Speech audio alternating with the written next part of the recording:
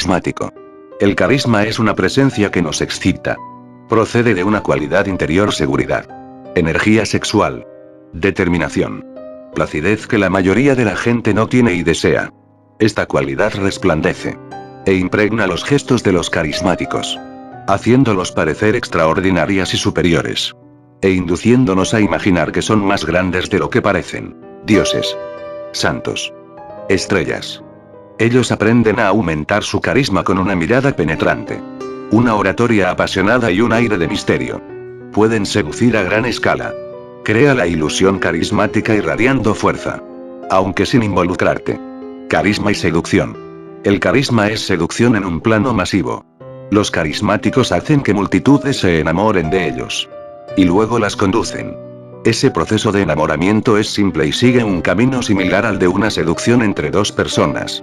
Los carismáticos tienen ciertas cualidades muy atractivas y que los distinguen. Podrían ser su creencia en sí mismos, su osadía, su serenidad. Mantienen en el misterio la fuente a estas cualidades. No explican de dónde procede su seguridad o satisfacción. Pero todos a su lado la sienten, resplandece, sin una impresión de esfuerzo consciente. El rostro del carismático suele estar animado y lleno de energía, deseo, alerta, como el aspecto de un amante. Instantáneamente atractivo, incluso vagamente sexual. Seguimos con gusto a los carismáticos porque nos agrada ser guiados, en particular por personas que ofrecen aventura o prosperidad. Nos perdemos en su causa. Nos apegamos emocionalmente a ellas. Nos sentimos más vivos creyendo en ellas. Nos enamoramos. El carisma explota la sexualidad reprimida. Crea una carga erótica. Sin embargo, esta palabra no es de origen sexual, sino religioso. Y la religión sigue profundamente incrustada en el carisma moderno. Hace miles de años, la gente creía en dioses y espíritus. Pero muy pocos podían decir que hubieran presenciado un milagro, una demostración física del poder divino. Sin embargo, un hombre que parecía poseído por un espíritu divino y que hablaba en lenguas, arrebatos de éxtasis, expresión de intensas visiones, sobresalía como alguien a quien los dioses habían elegido. Y este hombre, sacerdote o profeta, obtenía enorme poder sobre los demás, que hizo que los hebreos creyeran en Moisés, lo siguieran fuera de Egipto y le fuesen fieles. Pese a su interminable errancia en el desierto, la mirada de Moisés, sus palabras inspiradas e inspiradoras, su rostro, que brillaba literalmente al bajar del monte Sinaí, todo esto daba la impresión de que tenía comunicación directa con Dios. Y era la fuente de su autoridad. Y eso era lo que se entendía por carisma. Palabra griega en referencia a los profetas y a Cristo mismo. En el cristianismo primitivo, el carisma era un don o talento otorgado por la gracia de Dios y revelador de su presencia. La mayoría de las grandes religiones fueron fundadas por un carismático. Una persona que exhibía físicamente las señales del favor de Dios. Al paso del tiempo, el mundo se volvió más racional. Finalmente, la gente obtenía poder no por derecho divino, sino porque ganaba votos, o demostraba su actitud. Sin embargo, el gran sociólogo alemán de principios del siglo XX, Max Weber, señaló que, pese a nuestro supuesto progreso, entonces había más carismáticos que nunca. Lo que caracterizaba a un carismático moderno, según él, era la impresión de una cualidad extraordinaria en su carácter, equivalente a una señal del favor de Dios. ¿Cómo explicar si no el poder de un Robespierre o un Lenin? Más que nada, lo que distinguía a esos hombres y constituía la fuente de su poder era la fuerza de su magnética personalidad. No hablaban de Dios, sino de una gran causa, visiones de una sociedad futura. Su atractivo era emocional, parecían poseídos. Y su público reaccionaba con tanta euforia como el antiguo público ante un profeta. Cuando Lenin murió, en 1924, se formó un culto en su memoria, que transformó al líder comunista en deidad. Hoy, de cualquier persona con presencia, que llame la atención al entrar a una sala, se dice que posee carisma. Pero aún estos géneros menos exaltados de carismáticos muestran un indicio de la cualidad sugerida por el significado original de la palabra. Su carisma es misterioso e inexplicable. Nunca obvio. Poseen una seguridad inusual. Tienen un don facilidad de palabra. a menudo que los distingue de la muchedumbre. Expresan una visión. Tal vez no nos demos cuenta de ello. Pero en su presencia tenemos una especie de experiencia religiosa. Creemos en esas personas, sin tener ninguna evidencia racional para hacerlo. Cuando intentes forjar un efecto de carisma, nunca olvides la fuente religiosa de su poder. Debes irradiar una cualidad interior con un dejo de santidad o espiritualidad. Tus ojos deben brillar con el fuego de un profeta. Tu carisma debe parecer natural, como si procediera de algo misteriosamente fuera de tu control. Un don de los dioses. En nuestro mundo racional y desencantado, la gente anhela una experiencia religiosa, en particular a nivel grupal. Toda señal de carisma actúa sobre este deseo de creer en algo. Y no hay nada más seductor que darle a la gente algo en que creer y seguir. El carisma debe parecer místico. Pero esto no significa que no puedas aprender ciertos trucos para aumentar el que ya posees, o que den la impresión exterior de que lo tienes. Las siguientes son las cualidades básicas que te ayudarán a crear la ilusión de carisma. Propósito. Si la gente cree que tienes un plan, que sabes a dónde vas, te seguirá instintivamente. La dirección no importa. Elige una causa, un ideal, una visión, y demuestra que no te desviarás de tu meta. La gente imaginará que tu seguridad procede de algo real. Así como los antiguos hebreos creyeron que Moisés estaba en comunión con Dios simplemente porque exhibía las señales externas de ello. La determinación es doblemente carismática en tiempos difíciles. Como la mayoría de la gente titubea antes de hacer algo atrevido, aun cuando lo que se requiera sea actuar, una decidida seguridad te convertirá en el centro de atención. Los demás creerán en ti por la simple fuerza de tu carácter. Cuando Franklin Delano Roosevelt llegó al poder en Estados Unidos durante la Gran Depresión, mucha gente dudaba de que pudiera hacer grandes cambios. Pero en sus primeros meses en el puesto exhibió tanta seguridad, tanta decisión y claridad frente a los muchos problemas del país, que la gente empezó a verlo como su salvador. Alguien con un intenso carisma. Misterio. El misterio se sitúa en el corazón del carisma. Pero se trata de una clase particular. Un misterio expresado por la contradicción. El carismático puede ser tanto proletario como aristócrata, Mao Zedong. Cruel y bondadoso, Pedro el Grande. Excitable y glacialmente indiferente, Charles de Gaulle. Íntimo y distante, Sigmund Freud. Dado que la mayoría de las personas son predecibles, el efecto de estas contradicciones es devastadoramente carismático. Te vuelven difícil de entender. Añaden riqueza a tu carácter. Hacen que la gente hable de ti. A menudo es mejor que reveles tus contradicciones lenta y sutilmente, si las expones una tras otra. Los demás podrían pensar que tienes una personalidad errática. Muestra tu misterio gradualmente, y se correrá la voz. También debes mantener a la gente a prudente distancia, para evitar que te comprenda. Otro aspecto del misterio es un dejo de asombro. La impresión de dones proféticos o psíquicos contribuirá a tu aura. Predice cosas con seriedad y la gente imaginará a menudo que lo que dijiste se hizo realidad. Santidad. La mayoría de nosotros transigimos constantemente para sobrevivir. Los santos no. Ellos deben vivir sus ideales sin preocuparse por las consecuencias. El efecto piadoso confiere carisma. La santidad va más allá de la religión. Políticos tan dispares como George Washington y Lenin se hicieron fama de santos por vivir con sencillez, pese a su poder, ajustando su vida personal a sus valores políticos. Ambos fueron prácticamente divinizados al morir. Albert Einstein también tenía aura de santidad, infantil, reacio a transigir, perdido en su propio mundo. La clave es que debes tener ciertos valores profundamente arraigados. Esta parte no puede fingirse. Al menos no sin correr el riesgo de acusaciones de charlatanería que destruirán tu carisma a largo plazo. El siguiente paso es demostrar, con la mayor sencillez y sutileza posibles, que practicas lo que predicas. Por último, la impresión de ser afable y sencillo puede convertirse a la larga en carisma, siempre y cuando parezcas totalmente a gusto con ella. La fuente del carisma de Harry Truman, e incluso de Abraham Lincoln, fue parecer una persona como cualquiera. Elocuencia. Un carismático depende del poder de las palabras. La razón es simple. Las palabras son la vía más rápida para crear perturbación emocional. Pueden exaltar, elevar, enojar sin hacer referencia a nada real. Durante la Guerra Civil Española, Dolores Ibánuri, conocida como la Pasionaria, Pronunciaba discursos procomunistas con tal poder emotivo que determinaron varios momentos clave a esa contienda.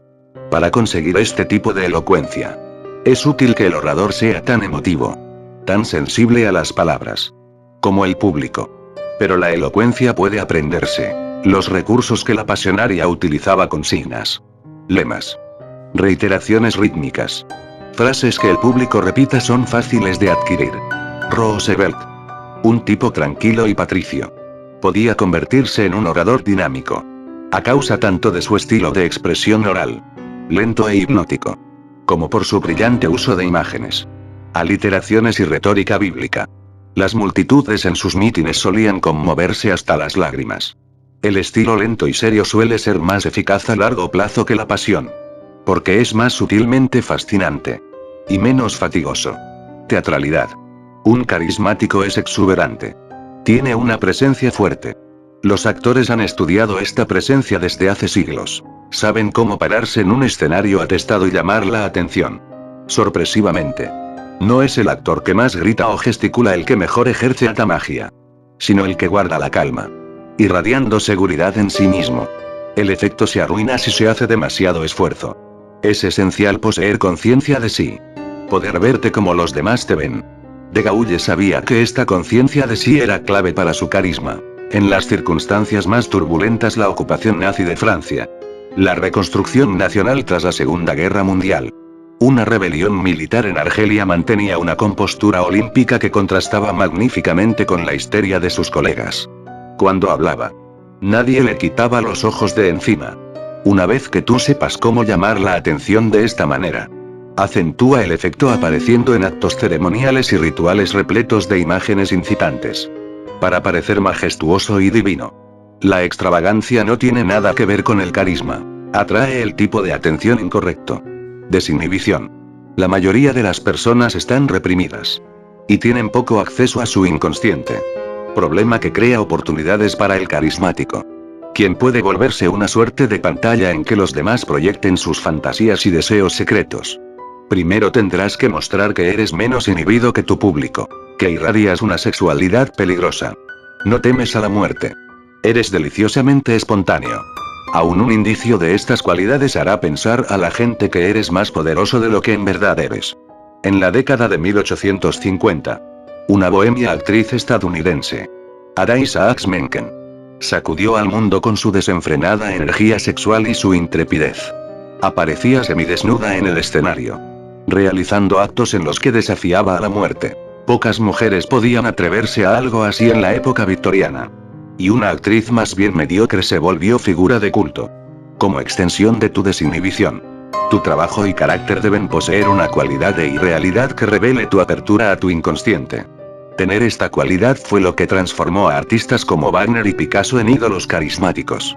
Algo afín a esto es la soltura de cuerpo y espíritu, mientras que los reprimidos son rígidos. Los carismáticos tienen una serenidad y adaptabilidad que indica su apertura a la experiencia. Fervor. Debes creer en algo, y con tal firmeza que anime todos tus gestos y encienda tu mirada. Esto no se puede fingir.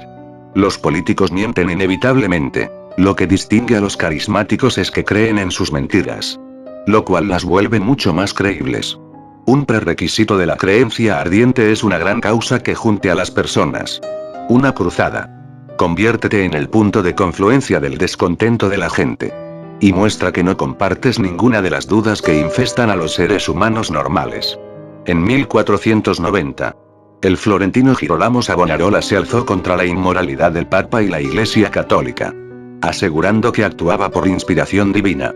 Durante sus sermones se animaba tanto que la histeria se apoderaba del gentío. Savonarola logró tantos seguidores que asumió brevemente el control de la ciudad, hasta que el Papa lo hizo capturar y quemar en la hoguera. La gente creyó en él por la profundidad de su convicción.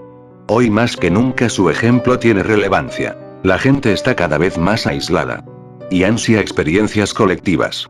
Permite que tu ferviente y contagiosa fe, en prácticamente todo, le dé algo en que creer. Vulnerabilidad. Los carismáticos exhiben necesidad de amor y afecto.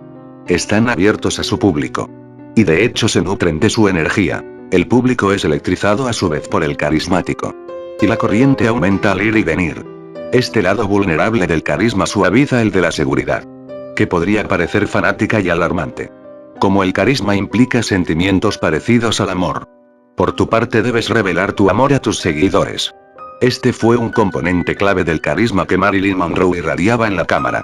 Tú sabías que pertenecía al público. Escribió en su diario. Y al mundo. Y no porque fuera talentosa o bella. Sino porque nunca había pertenecido a nada ni nadie más. El público era la única familia. El único príncipe azul y el único hogar con que siempre soñé. Frente a la cámara. Marilyn cobraba vida de repente. Coqueteando con y excitando a su invisible público. Si la audiencia no siente esta cualidad en ti, se alejará. Por otro lado, nunca parezcas manipulador o necesitado. Imagina a tu público como una sola persona a la que tratas de seducir. Nada es más seductor para la gente que sentirse deseada. Audacia. Los carismáticos no son convencionales. Tienen un aire de aventura y nesgo que atrae a los aburridos. Sé desfachatado y valiente en tus actos. Que te vean corriendo riesgos por el bien de otros. Napoleón se cercioraba de que sus soldados lo vieran junto a los cañones en batalla. Lenin paseaba por las calles. Pese a las amenazas de muerte que había recibido. Los carismáticos prosperan en aguas turbulentas. Una crisis les permite hacer alarde de su arrojo. Lo que incrementa su aura. John F. Kennedy volvió en sí cuando hizo frente a la crisis de los misiles en Cuba. Charles de Gaulle cuando enfrentó la rebelión en Argelia. Ambos necesitaron esos problemas para parecer carismáticos. Y de hecho algunos los acusaron de provocar situaciones, Kennedy mediante su estilo diplomático suicida. Por ejemplo, que explotaban su amor a la aventura. Muestra heroísmo para conseguir carisma de por vida. A la inversa. El menor signo de cobardía o timidez arruinará el carisma que tengas. Magnetismo. Si un atributo físico es crucial para la seducción son los ojos. Revelan excitación. Tensión. Desapego. Sin palabras de por medio. La comunicación indirecta es crítica en la seducción. Y también en el carisma. El comportamiento de los carismáticos puede ser desenvuelto y sereno.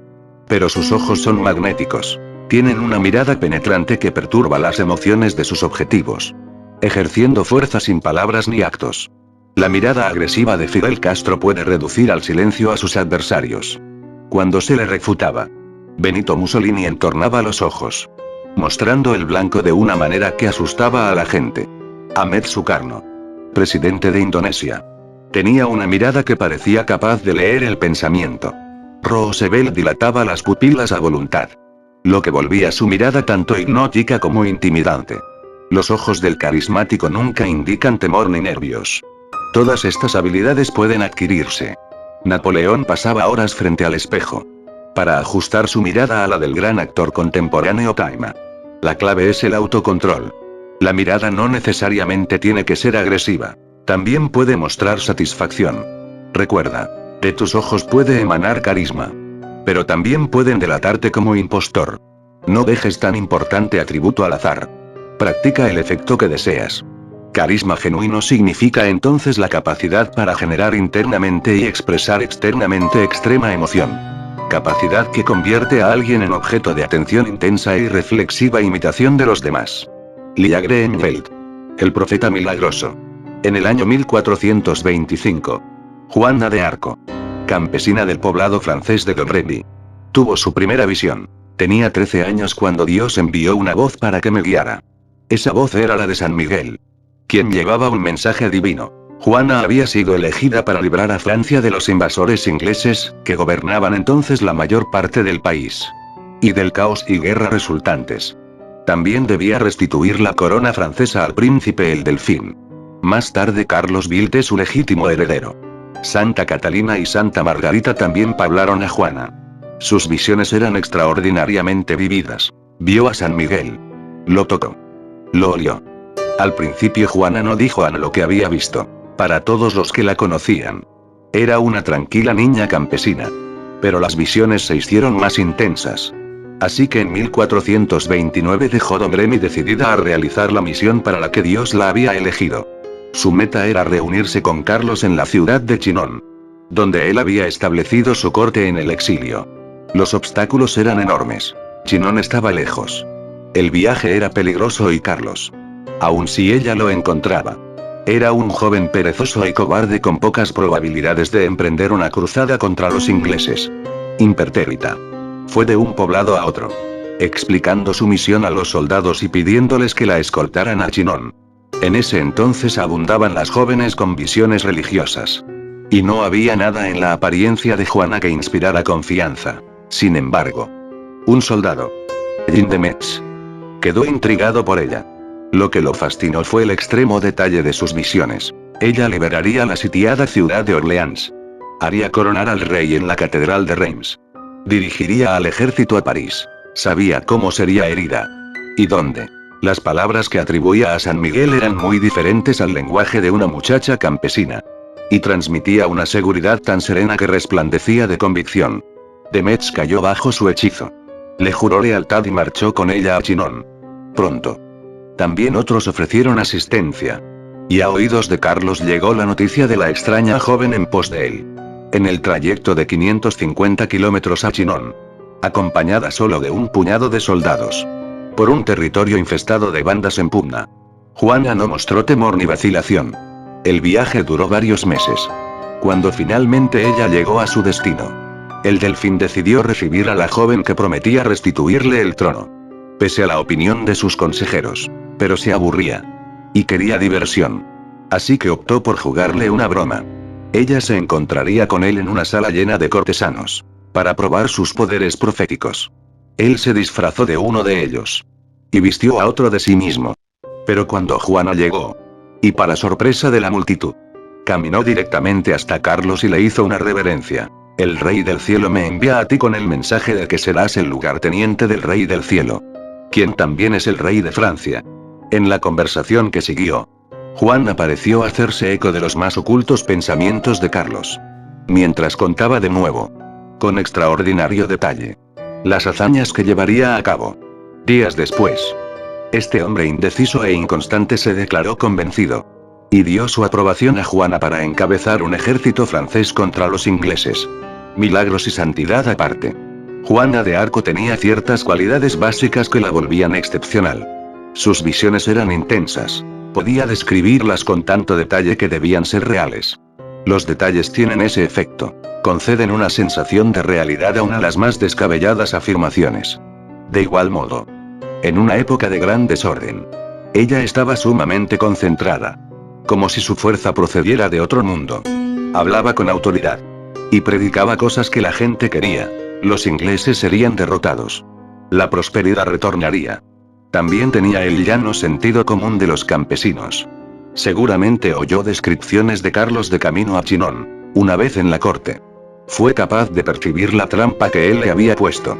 Y de distinguir confiadamente su engreído rostro entre la multitud. Al año siguiente sus visiones la abandonaron. Y también su seguridad. Cometió muchos errores, que condujeron a su captura por los ingleses. Era humana. En realidad, quizá nosotros ya no creamos en milagros. Pero todo lo que insinúa poderes extraños, de otro mundo o hasta sobrenaturales, creará carisma. La psicología es la misma. Tienes visiones del futuro. Y de las cosas maravillosas que puedes cumplir. Describe esas cosas con gran detalle. Con un aire de autoridad. Y destacarás de súbito. Y si tu profecía de prosperidad, por decir algo, es justo lo que la gente quiere oír, es probable que caiga bajo tu hechizo. Y vea más tarde los acontecimientos como confirmación de tus predicciones. Exhibe notable seguridad y la gente pensará que tu confianza procede de un conocimiento real. Engendrarás una profecía que se cumple sola. La creencia de la gente en ti se traducirá en actos que contribuirán a realizar tus visiones. Todo indicio de éxito la hará ver milagros. Poderes asombrosos. El fulgor del carisma. El animal auténtico. Un día de 1905. El salón en San Petersburgo de la condesa Ignatieff estaba inusualmente lleno. Políticos, damas de sociedad y cortesanos habían llegado temprano para esperar al distinguido invitado de honor, Grigori Ivanovich Rasputin. Monje siberiano de 40 años de edad que se había hecho fama en toda Rusia como curandero. Quizá santo. Cuando Rasputin arribó, pocos pudieron ocultar su decepción. Su rostro era feo, desgreñado su cabello. Y él mismo era desgarbado y rústico.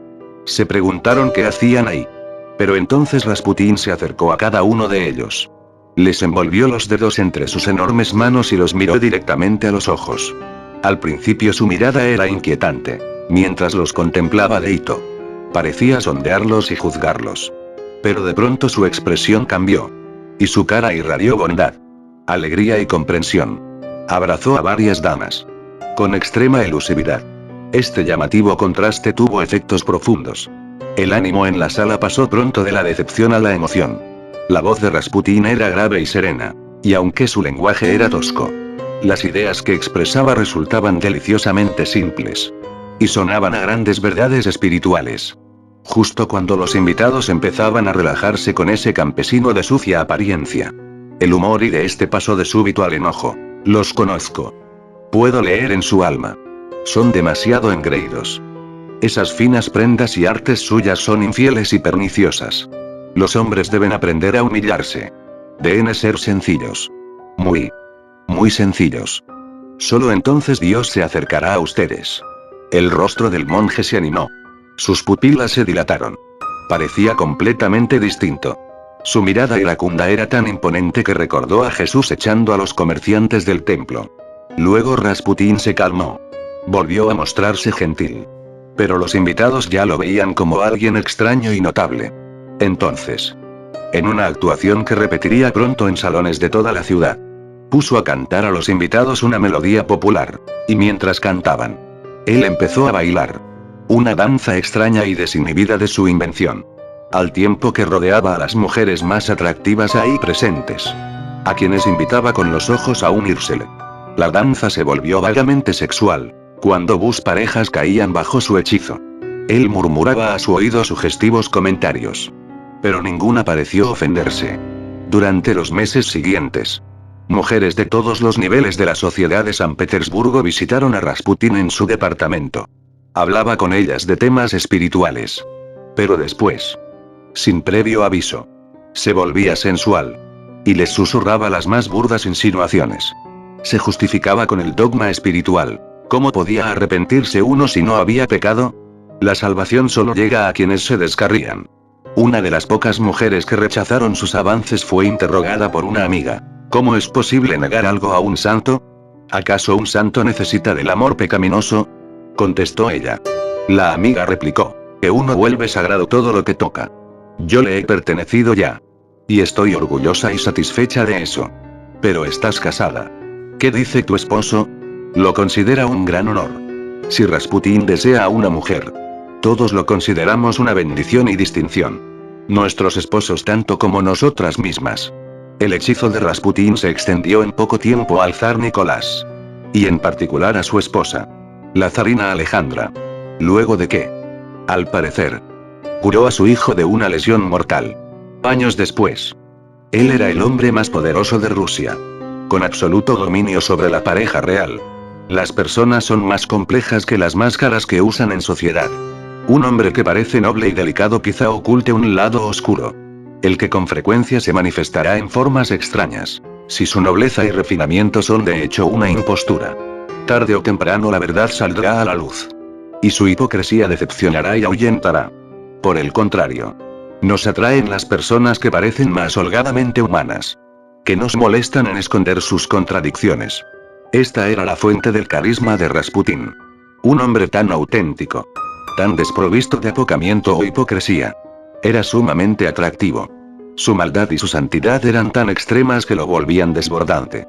El resultado era una aura carismática inmediata y proverbial. Irradiaba de sus ojos. Y del contacto de sus manos. La mayoría somos una combinación de demonio y santo. Lo noble y lo innoble. Y pasamos la vida tratando de reprimir nuestro lado oscuro.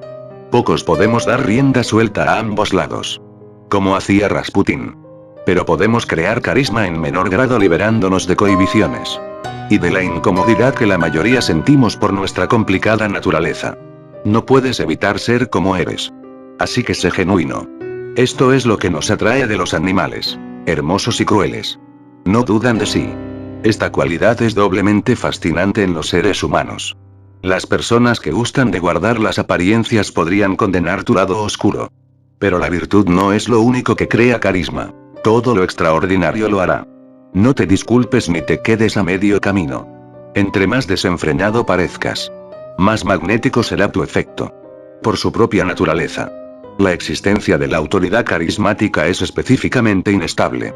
El detentador puede verse privado de su carisma. Puede sentirse abandonado por su Dios como Jesús en la cruz. Puede demostrar a sus seguidores que la virtud se ha agotado.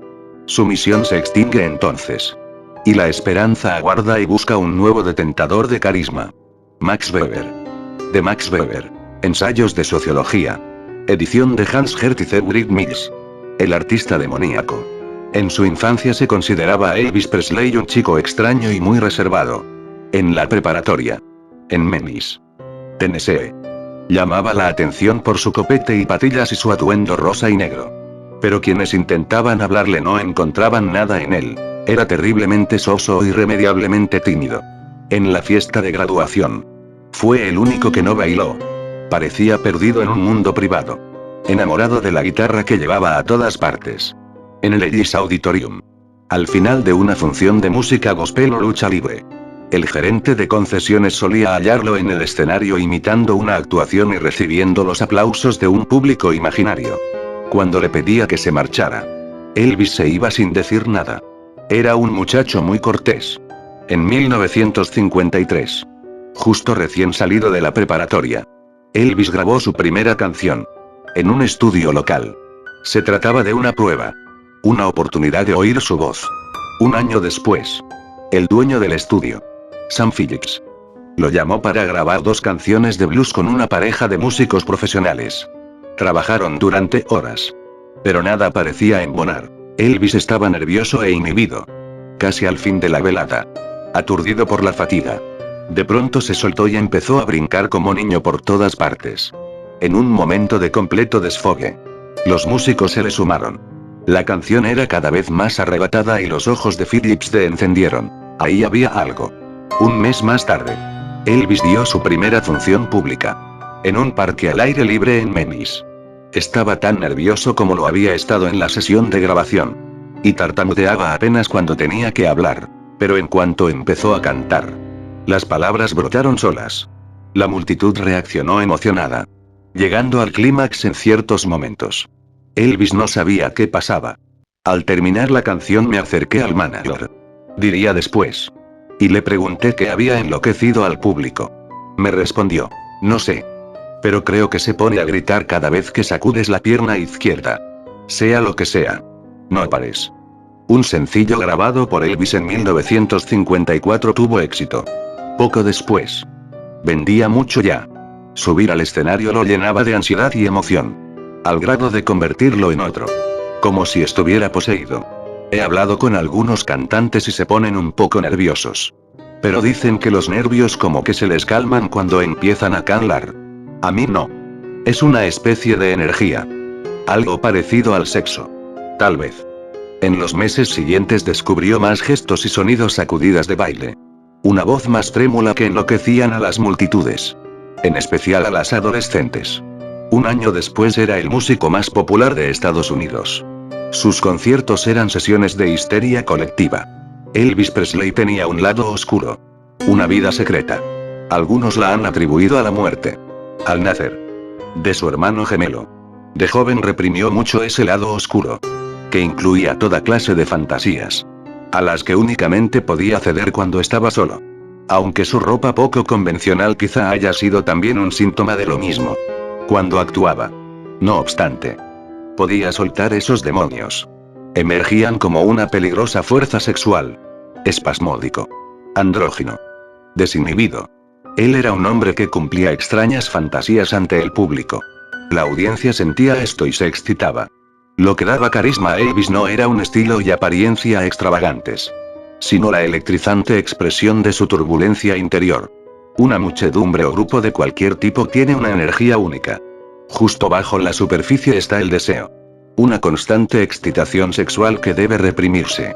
Por ser socialmente inaceptable. Si tú posees la capacidad de despertar esos deseos, la multitud verá que tienes carisma. La clave es aprender a acceder a tu inconsciente. Como hacía Elvis cuando se soltaba. Estás lleno de una agitación que parece proceder de una misteriosa fuente interna. Tu desinhibición invitará a otras personas a abrirse.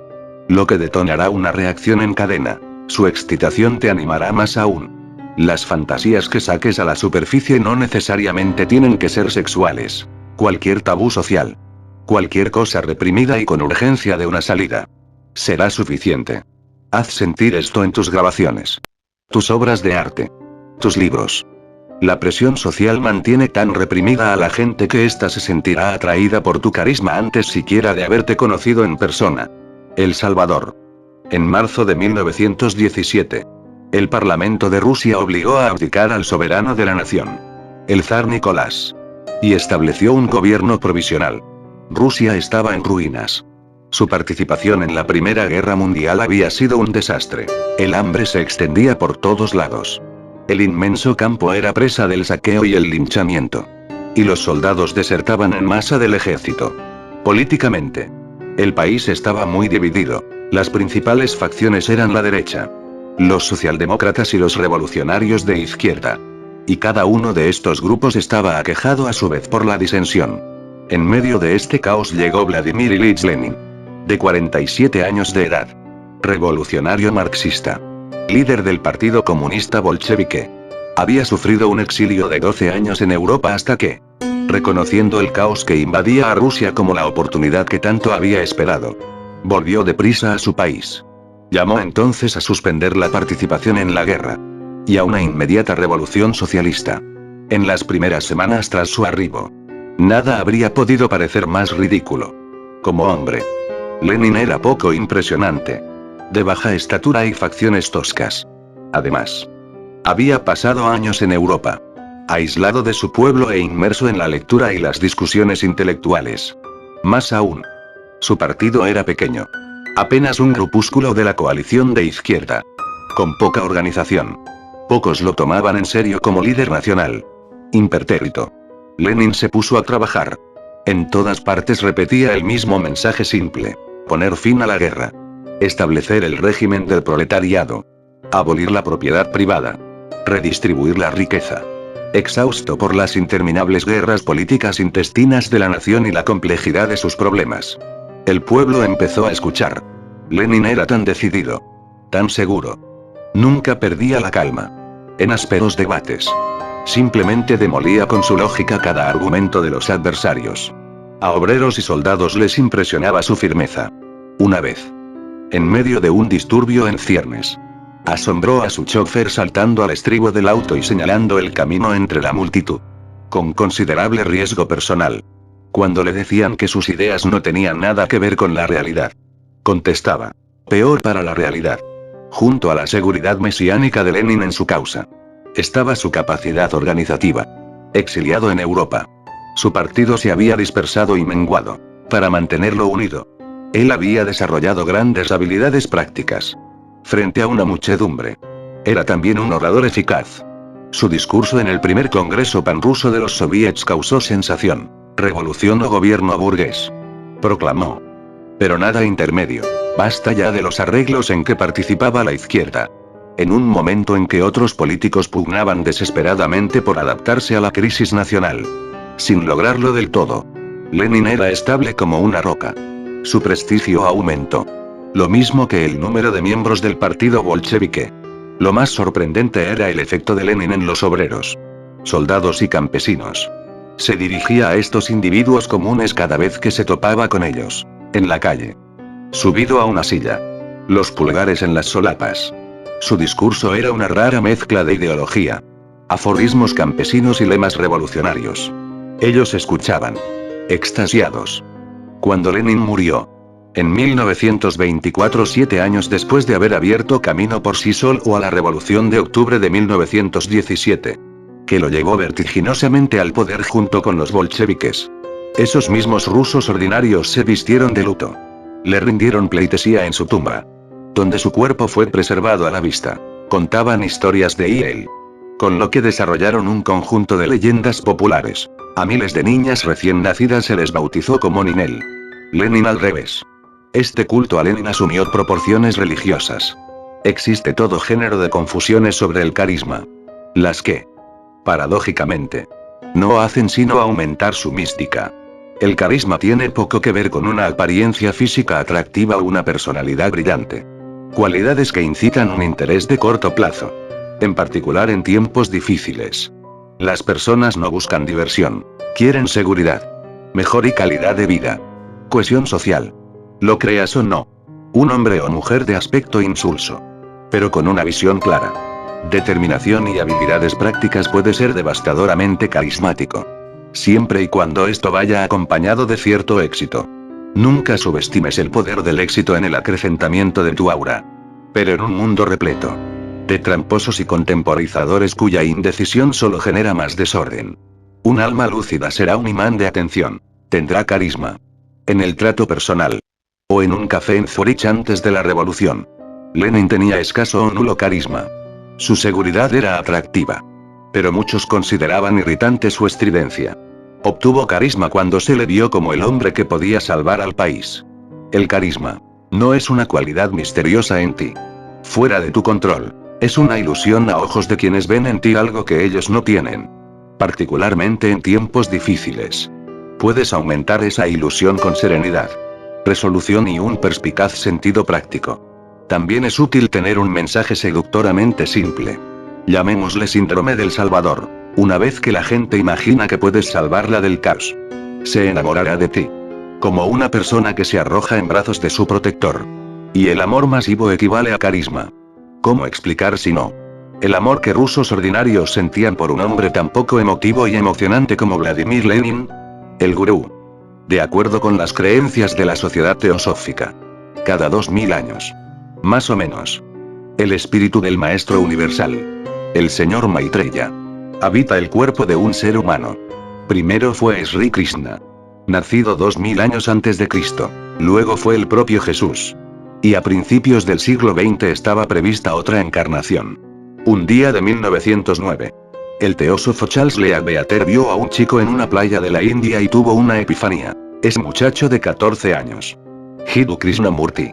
Sería el siguiente vehículo del maestro universal. A Lea Beater le impresionó la sencillez del muchacho. Quien parecía carecer de la menor traza de egoísmo. Los miembros de la sociedad teosófica coincidieron con su evaluación y adoptaron a ese escuálido y desnutrido chico. Cuyos maestros lo habían golpeado repetidamente por su estupidez. Lo alimentaron y vistieron. E iniciaron su instrucción espiritual. Ese desaliñado pilluelo se convirtió en un joven sumamente apuesto. En 1911. Los teósofos formaron la Orden de la Estrella en Oriente. Grupo destinado a preparar el camino para la llegada del Maestro Universal. Krishnamurti fue nombrado jefe de la orden. Se le llevó a Inglaterra. Donde continuó su educación. Y donde quiera que iba era mimado y venerado. Su aire de sencillez y satisfacción no podía menos que impresionar. Pronto Krishnamurti empezó a tener visiones. En 1922 declaró: he bebido de la fuente de la dicha y la eterna belleza. Estoy embriagado de Dios.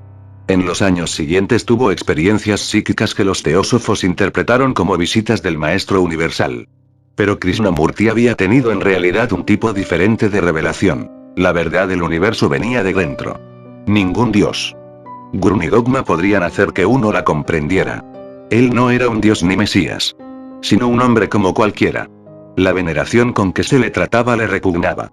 En 1929, para consternación de sus seguidores, disolvió la Orden de la Estrella y renunció a la sociedad teosófica. Krishnamurti se hizo filósofo entonces. Decidido a difundir la verdad que había descubierto. Que uno debe ser simple.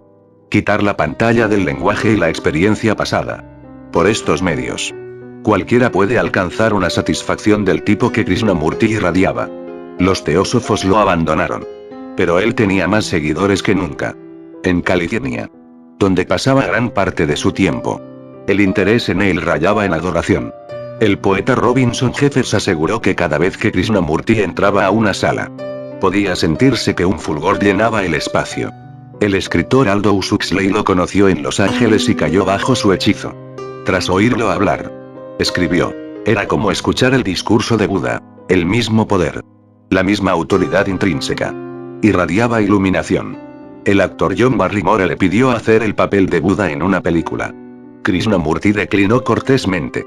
Cuando visitó la India, Manos salían de la multitud para tratar de tocarlo por la ventana del auto descubierto. La gente se postraba ante él. Asqueado por toda esta adoración, Krishnamurti se distanció cada vez más. Incluso hablaba de sí en tercera persona. De hecho, la capacidad para desprenderse del propio pasado y ver al mundo de otra manera formaba parte de su filosofía. Pero una vez más el efecto fue contrario al esperado. El cariño y veneración que la gente sentía por él no nacía sino aumentar. Sus seguidores peleaban celosamente por muestras de su favor. Las mujeres en particular se enamoraban profundamente de él. Aunque fue célibe toda la vida, Krishnamurti no deseaba ser gurú ni carismático. Pero descubrió inadvertidamente una ley de la psicología humana que lo perturbó. La gente no quiere oír que tu poder procede de años de esfuerzo o disciplina. Prefiere pensar que proviene de tu personalidad, tu carácter, algo con lo que naciste. Y espera que la proximidad del gurú o carismático le transmita parte de ese poder. No quería tener que leer los libros de Krishnamurti o pasar años practicando sus lecciones. Simplemente quería estar cerca de él, empaparse de su aura, oírlo hablar, sentir la luz que entraba a la sala con él.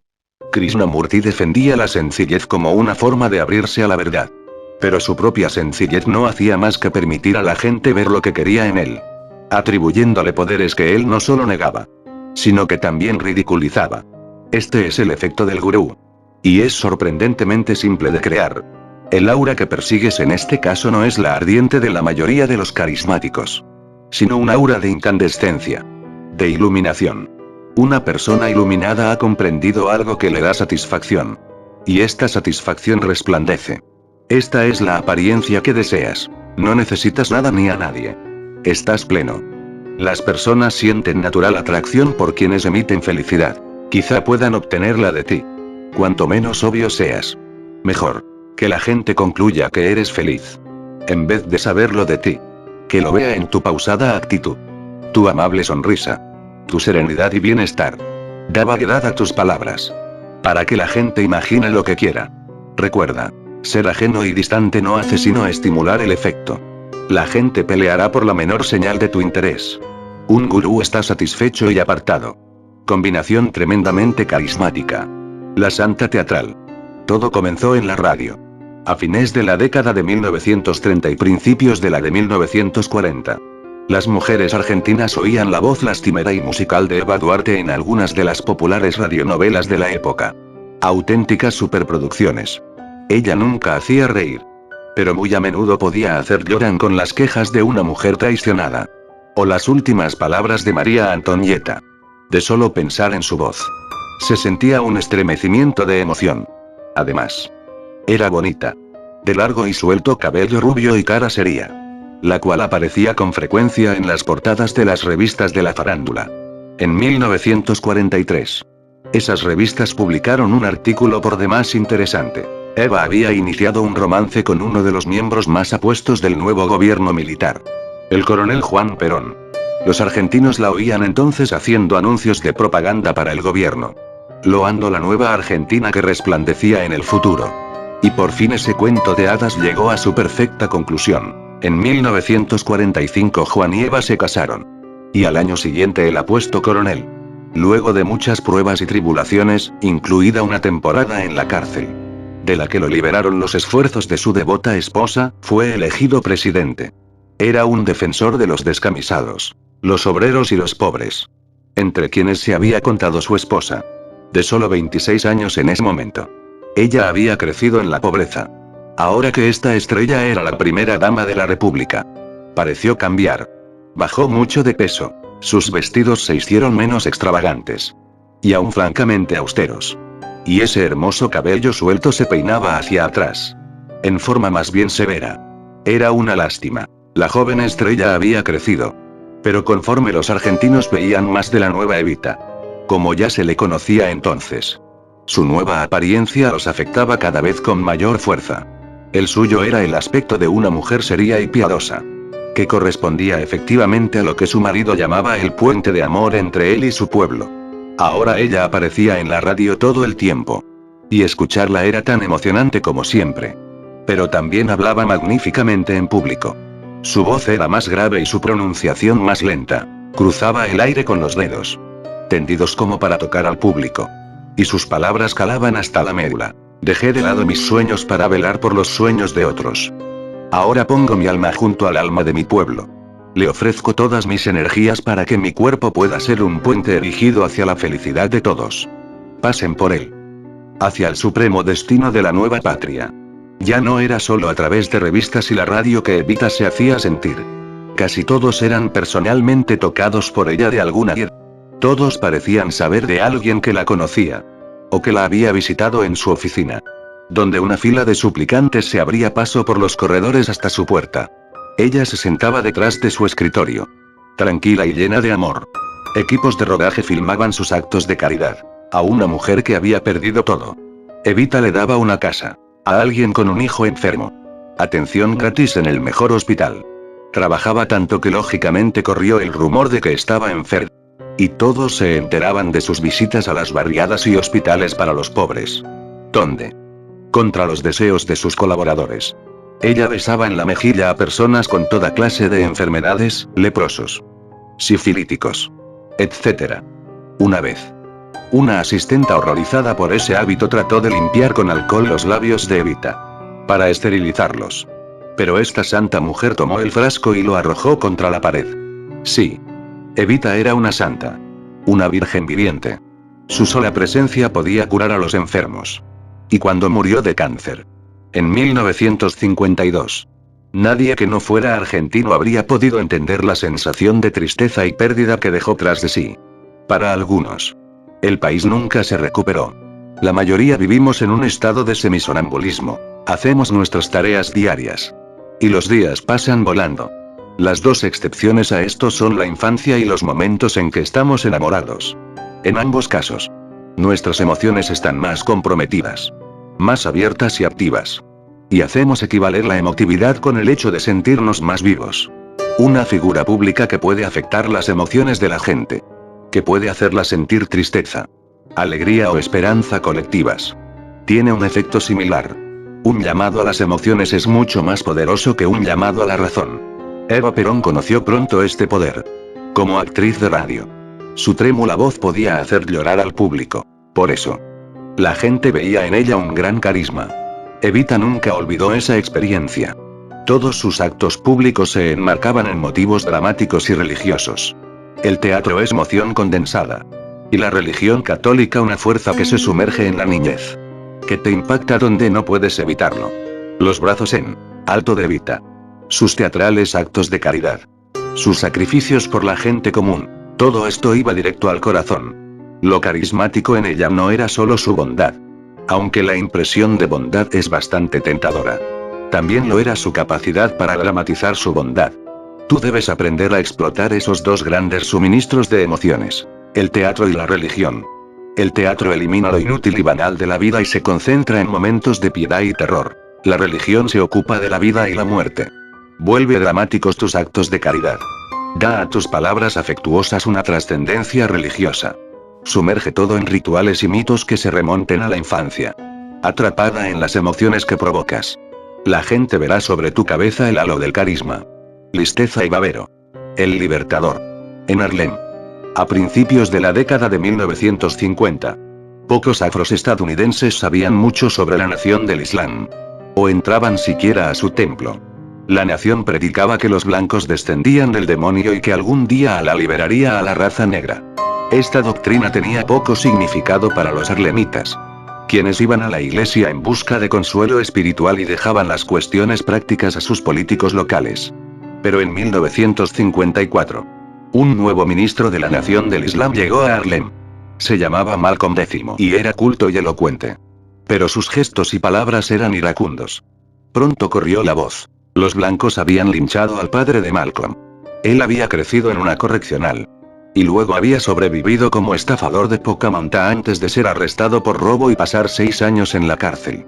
Su corta vida, tenía entonces 29 años, había sido un largo enfrentamiento con la ley. Pero míralo nada más ahora, tan seguro e instruido. Nadie le había ayudado. Todo lo había hecho solo. Los harlemitas empezaron a ver a Malcolm X en todas partes. Repartiendo volantes. Hablando con los jóvenes. Se paraba afuera de las iglesias. Y mientras la comunidad se dispersaba. Él señalaba al predicador y decía: él representa al Dios de los blancos. Yo al Dios de los negros. Los curiosos comenzaron a ir a oírlo predicar en un templo de la nación del Islam. Él les pedía examinar las condiciones reales de su existencia. Vean dónde viven. Y luego, dense una vuelta por Central Park. Les decía. Vean los departamentos de los blancos. Vean su Wall Street. Sus palabras eran impactantes. En particular por venir de un ministro. En 1957. Un joven musulmán de Harlem presenció la paliza que varios policías propinaron a un negro ebrio. Cuando el musulmán protestó, los policías lo golpearon hasta dejarlo inconsciente y lo llevaron a la cárcel. Una encolerizada multitud se reunió fuera de la jefatura de policía, lista para causar disturbios. Cuando se le informó que solo Malcolm X podía impedir la violencia, el jefe de policía mandó por él y le dijo que dispersara a la turba. Malcolm se negó, moderando su actitud. El jefe le pidió reconsiderar. Sereno. Malcolm puso condiciones a su cooperación: atención médica para el musulmán golpeado y justo castigo para los policías. El jefe aceptó a regañadientes. Fuera de la jefatura, Malcolm explicó el acuerdo y la multitud se dispersó. En Harlem y todo el país, se había convertido súbitamente en héroe. Por fin un hombre que hacía algo. El número de miembros de su templo aumentó. Malcolm empezó a hablar en todo Estados Unidos.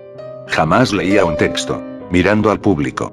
Hacía contacto visual con él, señalando con el dedo. Su enojo era obvio.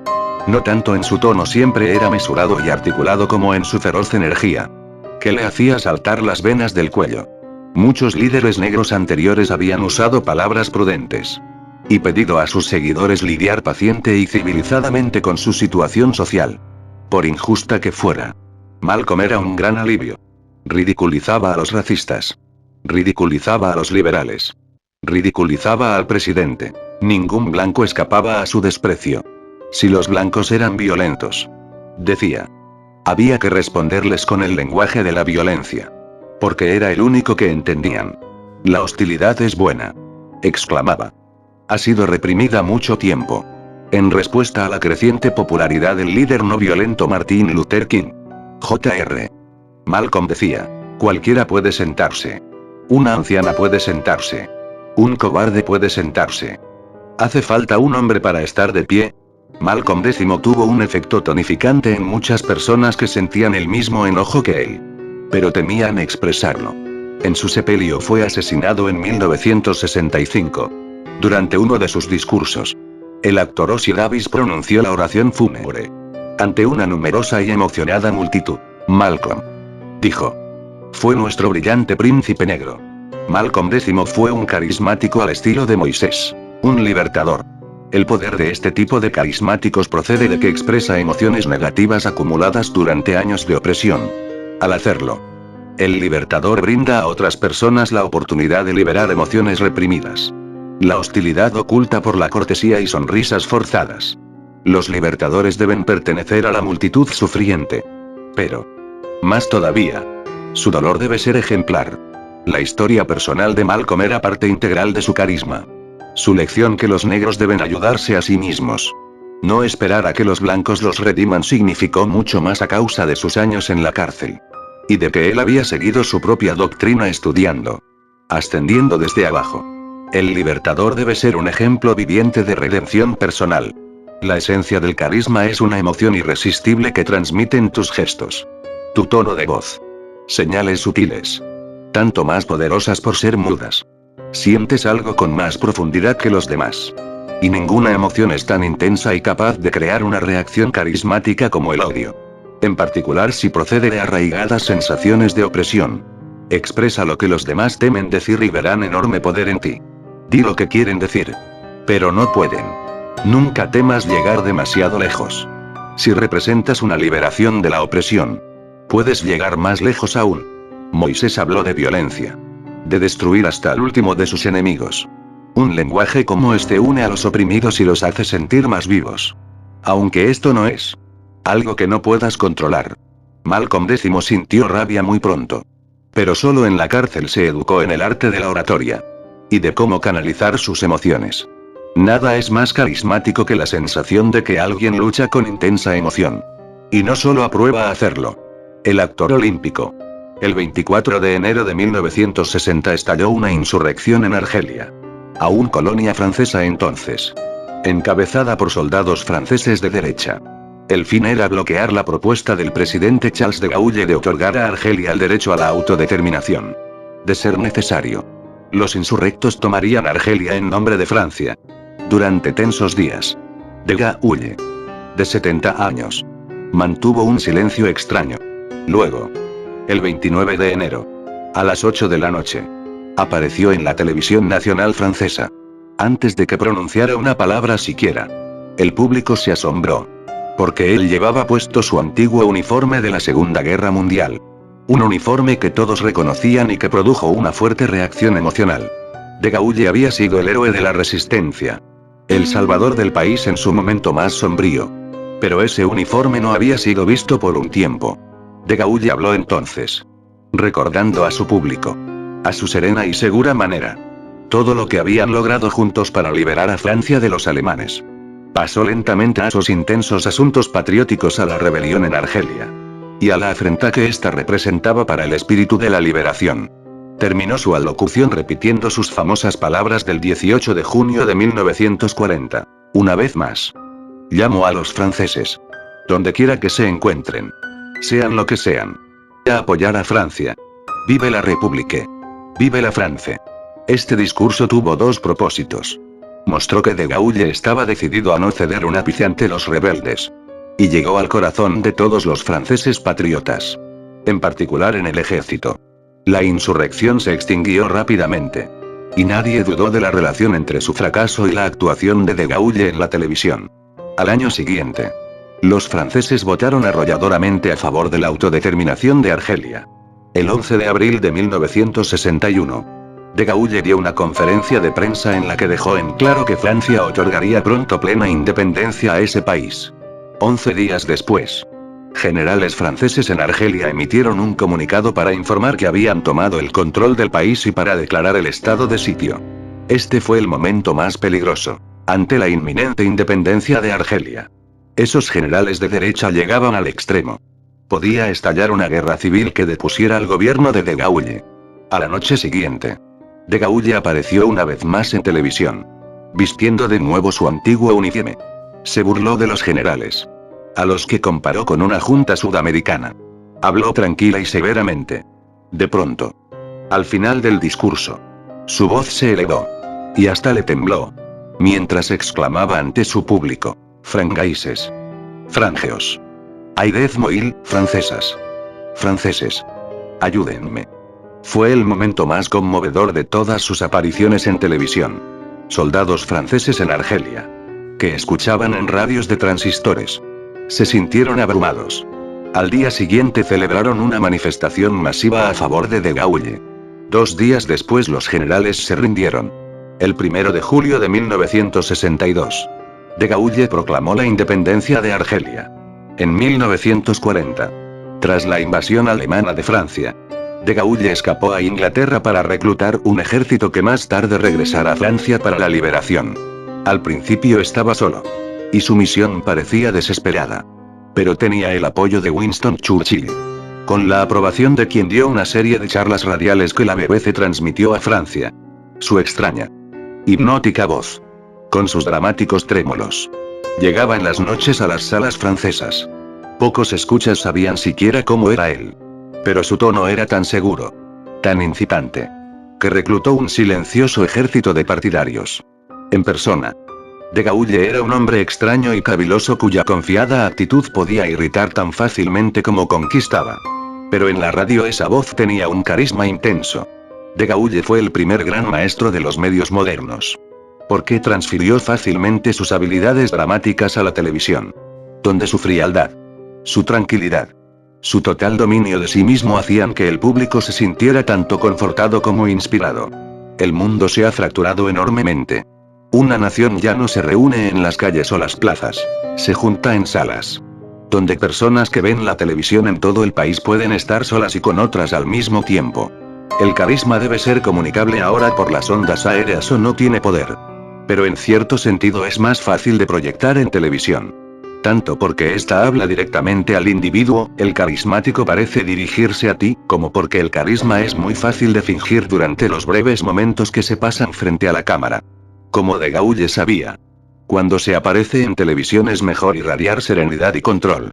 Usar poco los efectos dramáticos. La frialdad de conjunto de Gaulle volvía doblemente eficaz los momentos en que él alzaba la voz. O soltaba una broma mordaz. Al permanecer tranquilo y restar importancia al asunto. Hipnotizaba a su público. Tu rostro puede expresar mucho más si tu voz es menos estridente. Transmitía emoción por medios visuales el uniforme. La posición y con el uso de ciertas palabras cargadas de significado. Liberación. Juana de Arco. Cuanto menos se esforzaba por impresionar, más sincero parecía. Todo esto debe orquestarse con cuidado. Salpica tu serenidad con sorpresas. Llega a un clímax. Sé breve y lacónico. Lo único que no puede fingirse es la seguridad en un mismo. El componente clave del carisma desde los días de Moisés. Si las cámaras delatan tu inseguridad, ningún truco del mundo te devolverá tu carisma. Símbolo. El foco. Sin que el ojo la vea. Una corriente que fluye por un alambre en un recipiente de vidrio genera un calor que se vuelve incandescencia. Todo lo que vemos es la luz. En la oscuridad reinante. El foco ilumina el camino. Peligros. Un agradable día de mayo de 1794. Los ciudadanos de París se reunieron en un parque para el Festival del Ser Supremo. El centro de su atención era Maximilien de Robespierre, jefe del Comité de Salvación Pública y quien había concebido el festival. La idea era simple: combatir el ateísmo. Reconocer la existencia de un ser supremo y la inmortalidad del alma como las fuerzas rectoras del universo. Ese fue el día de triunfo de Robespierre. De pie ante las masas enfundado en un traje azul cielo y medias blancas. Él dio inicio a las festividades. La muchedumbre lo adoraba. Después de todo, él había salvaguardado los propósitos de la Revolución Francesa durante la intensa politiquería subsecuente. Un año antes, había puesto en marcha el terror, que libró a la revolución de sus enemigos enviándolos a la guillotina. También había contribuido a guiar al país por una guerra contra austríacos y prusianos. La causa de que las multitudes, y en particular las mujeres, lo amaran era su incorruptible virtud. Vivía muy modestamente. Su negativa a transigir. La pasión por la revolución que era evidente en todo lo que hacía y el lenguaje romántico de sus discursos, que no podían dejar de inspirar. Era un dios. El día era hermoso. Y auguraba un gran futuro para la revolución. 2 meses después, el 26 de julio, Robespierre pronunció un discurso que, pensaba, aseguraría su lugar en la historia. Pues se proponía sugerir el fin del terror y una nueva era para Francia. Se rumoraba también que exigiría enviar a la guillotina un último puñado de personas. Un último grupo que amenazaba la seguridad de la revolución. Al subir al estrado para dirigirse a la convención que gobernaba el país, Robespierre llevaba puesto el mismo atuendo que había usado el día del festival. Su discurso fue largo, de casi 3 horas. E incluyó una apasionada descripción de los valores y virtudes que él había ayudado a proyectar. Habló asimismo de conspiraciones, traición, enemigos no identificados. La reacción fue entusiasta, pero algo menor de lo habitual. El discurso había cansado a muchos representantes. Se alzó entonces una voz, de un hombre apellidado Bourdon, quien habló para oponerse a la publicación del discurso de Robespierre. Una velada señal de reprobación. De pronto, otros se pusieron de pie en todas partes. Y lo acusaron de vaguedad. Había hablado de conspiraciones y amenazas sin mencionar a los culpables. Cuando se le pidió ser específico, él se negó, prefiriendo dar nombres después. Al día siguiente salió en defensa de su discurso. Y los representantes lo abuchearon. Horas más tarde, Robespierre era el único en ser enviado a la guillotina. El 28 de julio, en medio de una concentración de ciudadanos que parecían de ánimo más jubiloso que el del Festival del Ser Supremo, la cabeza de Robespierre cayó a la canasta. Entre vítores resonantes. El tenor había terminado. Muchos de quienes parecían admirar a Robespierre en realidad le guardaban hondo rencor. Era tan virtuoso, tan superior, que resultaba opresivo. Algunos de esos hombres habían conjurado contra él y esperaban el menor signo de debilidad. Que apareció ese fatídico día en que pronunció su último discurso. Al negarse a mencionar a sus enemigos. Robespierre había mostrado un deseo de poner fin al derramamiento de sangre. O temor a que lo atacaran antes de que pudiera hacerlos asesinar. Instigada por los conspiradores. Esta chispa se convirtió en hoguera. En 2 días. Primero un órgano de gobierno y luego una nación se volvieron contra un carismático al que 2 meses antes habían venerado. El carisma es tan volátil como las emociones que despierta. En la mayoría de los casos inspira sentimientos de amor. Pero estos sentimientos son difíciles de sostener. Los psicólogos hablan de la fatiga erótica. Los momentos posteriores al amor en los que te sientes cansado de él. Resentido. La realidad se infiltra. El amor se vuelve odio. La fatiga erótica es una amenaza para todo carismático. El carismático suele conseguir amor actuando como salvador.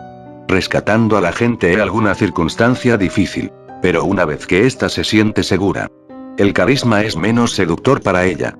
Los carismáticos precisan del peligro y el riesgo. No son parsimoniosos burócratas. Algunos preservan deliberadamente el peligro. Como acostumbraban a hacerlo de Gaulle y Kennedy. O como hizo Robespierre durante el terror. Pero la gente se cansa de eso. Y a la primera señal de debilidad la emprende contra uno. El amor que antes mostró será igualado por su odio de ahora. La única defensa es dominar tu carisma. Tu pasión. Tu cólera. Tu seguridad te vuelven carismático. Pero demasiado carisma durante demasiado tiempo produce fatiga. Y el deseo de tranquilidad y orden. El mejor tipo de carisma se crea conscientemente y se mantiene bajo control. Cuando es necesario. Puedes brillar con seguridad y fervor. Inspirando a las masas. Pero terminada la aventura. Puedes avenirte a la rutina. No eliminando la vehemencia sino reduciéndola. Robespierre quizá planeó este paso. Pero llegó un día tarde. La gente admirará tu autocontrol y adaptabilidad. Su aventura amorosa contigo tenderá entonces al afecto usual entre los esposos. Incluso podrás parecer un poco aburrido. Un poco simple. Papel que también podría parecer carismático. Si se ejecuta en forma correcta. Recuerda, el carisma depende del éxito. Y la mejor manera de mantener el éxito tras la avalancha carismática inicial es ser práctico. Y aún cauteloso. Mao Zedong era un hombre distante y enigmático que para muchos tenía un carisma que inspiraba temor reverente. Sufrió muchos reveses. Que habrían representado el fin de un hombre menos hábil. Pero tras cada retroceso. Se retiraba. Y se volvía práctico. Tolerante y flexible. Al menos por un tiempo. Esto lo protegía de los peligros de una contrarreacción. Hay otra alternativa. Asumir el papel del profeta armado. Según Maquiavelo. Un profeta puede adquirir poder gracias a su personalidad carismática. Pero no puede sobrevivir mucho tiempo sin una fuerza que respalde esa personalidad. Necesita un ejército. Las masas se cansarán de él. Deberán ser forzadas. Ser un profeta armado no necesariamente implica armas. Pero demanda un lado enérgico en tu carácter. Que puedas respaldar con acciones. Por desgracia. Esto significa ser despiadado con tus enemigos mientras conservas el poder.